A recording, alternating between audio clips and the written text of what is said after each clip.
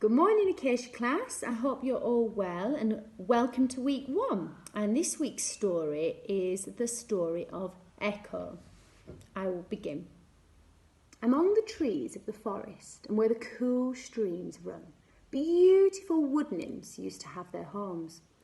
They loved to play in the flickering sunlight and under the dancing leaves, and people sometimes caught sight of the gleam of their little white feet as they dipped them into the rushing waters of the brook.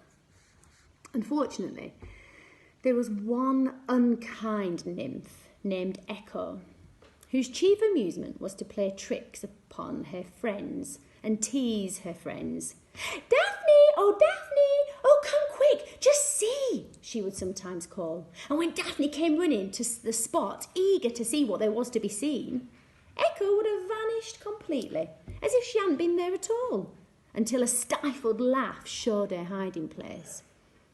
Echo was too a great chatterer.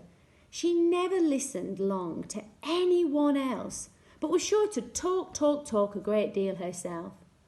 One day she came upon a shepherd sitting on a rock and watching his sheep as they cropped the grass below.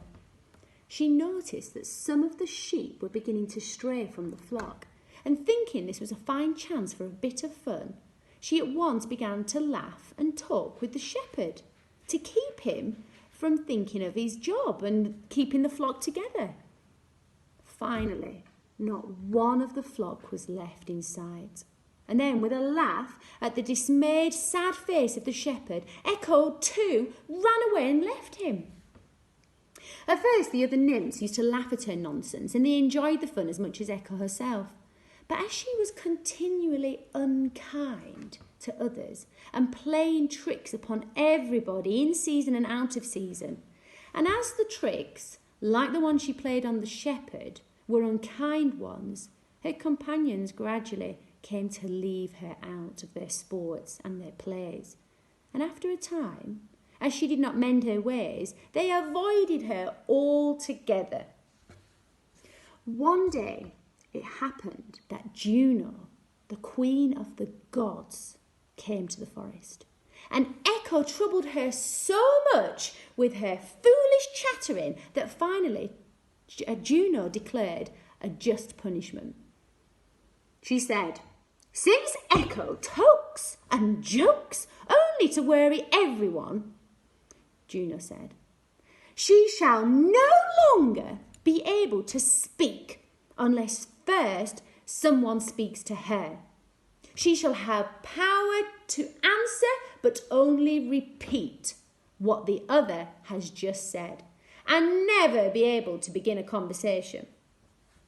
Echo, ashamed and sorry, went away into the deep woods, where there, after she dwelt alone, she was seldom seen by men or people.